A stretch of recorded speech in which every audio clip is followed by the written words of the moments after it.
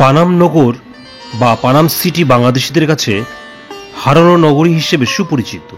আজ আপনাদের নারায়ণগঞ্জে অবস্থিত পানাম নগর ঘুরিয়ে দেখাবো। ঢাকার পার্শ্ববর্তী নারায়ণগঞ্জ জেলার সোনারগাঁও থানায় ঐতিহাসিক পানাম নগর অবস্থিত। 15 শতকে এই শাখা সোনারগাঁয়ে বাংলার প্রথম রাজধানী স্থাপন করেন। সোনারগাঁয়ের প্রায় 20 বর্গ কিলোমিটার এলাকা জুড়ে গড়ে ওঠে এই নগরী। 2006 সালে ওয়ার্ল্ড মনুমেন্ট ফান্ডের তৈরি বিশ্বের ধ্বংসপ্রায় 100টি ঐতিহাসিক স্থাপনার তালিকায় পানাম নগর স্থান পায়। আপনারা ভিডিওতে পানাম নগর দেখছেন। পানাম নগরী চতুর্দিক থেকে পঙ্খিরাজ খাল দিয়ে ঘেরা। পঙ্খিরাজ খাল মেনিখালী নদ নামে মেঘনা নদীতে মিশেছে। পানাম নগরীর পূর্ব দিকে রয়েছে মেঘনা নদী আর পশ্চিম দিকে শীতলক্ষা। এই নদীপথেই মসলিন রপ্তানি হতো। পানাম নগরীর প্রবেশপথে আছে বিশাল গেট। সূর্যাস্তের সাথে এই গেট বন্ধ করা হতো। বর্তমানেও কোনো দর্শনার্থী সন্ধ্যার পর পানাম নগরীতে অবস্থান করতে পারে না। পানাম নগরীর বিভিন্ন স্থাপনার নির্মাণ শৈলীতে রয়েছে ভিন্নতার ছাপ। তৎকালীন ধনিক শ্রেণীর এই নগরীর প্রতিটি দালানে রয়েছে অপূর্ব কারুকার্য ও আভিজাত্যের ছোঁয়া। নগরীর বুক চিরে চলে যাওয়া রাস্তার দুপাশে রয়েছে প্রায় 52টি ভবন। মূল রাস্তার উত্তর দিকে 31টি এবং দক্ষিণ দিকে 21টি ভবন আছে। এই ভবনগুলো কোনোটি একতলা, কোনোটি আবার 2 বা 3 তলা বিশিষ্ট।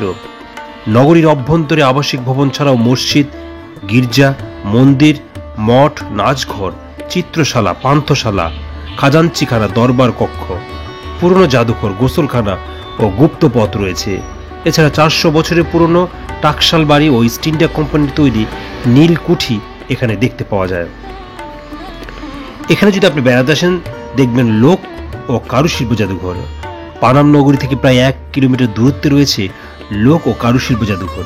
লোক ও কারুশিল্প জাদুঘরের প্রবেশপথে শিল্পাচার্য জয়নুল আবেদিনের একটি ভাস্কর্য রয়েছে। জাদুঘরে মোট 11টি গ্যালারিতে দুর্লভ ঐতিহ্যের নিদর্শন সংরক্ষিত রয়েছে। গ্যালারিগুলিতে নিপুণ কাঠ খোদাই করা জিনিস, মুখোশ, নৌকার মডেল, লোকজ বাদ্যযন্ত্র ও পোড়ামাটির নিদর্শন, জামদানি ও নকশিকাঁথা ইত্যাদি স্থান পেয়েছে। এছাড়া যদি পানাম নগরে যান তাহলে ঢাকার গুলিস্তান থেকে দোয়েল, স্বদেশ কিংবা বোরাকের এসি বাসে করে মোগরাপাড়া চৌরাস্তা নামতে হবে। গুলিস্তান থেকে উপরোক্ত বাসগুলোর ভাড়ার পরিমাণ 45 থেকে 65 টাকা। মোগরাপাড়া চৌরাস্তা থেকে ব্যাটারি চালিত অটোতে কিংবা রিকশায় করে 30 থেকে 40 টাকায় ভাড়ায় পানাম নগরীতে যেতে পারবেন। পানাম সিটিতে প্রবেশ করতে 20 টাকার টিকিট কাটতে হয়। জাদুঘরে প্রবেশ করতে জনপ্রতি 50 টাকার টিকিট কাটতে হয়। পানাম নগর প্রতিদিন খোলা থাকে। সোনারগাঁও জাদুঘর বৃহস্পতিবার বন্ধ থাকে। ভবনগুলো অনেক বছরের পুরনো হয় এগুলি বেশ ঝুঁকিপূর্ণ, তাই নির্দেশনা অমান্য করে কোনো ভবনের উপরে না ওঠাই ভালো। আপনারা ভিডিওতে পানাম নগরীর বিভিন্ন লোকেশন দেখছেন।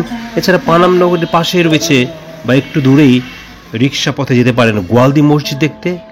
লোক ও কারু শিল্প জাদুঘর থেকে মাত্র 15 থেকে 20 টাকা রিক্সা ভাড়ায় গোয়ালদি মসজিদে ঘুরে আসতে পারেন। 1559 সালে সুলতান আলাউদ্দিন হোসেন শাহ রাজত্বকালে মোল্লা হিসাবুর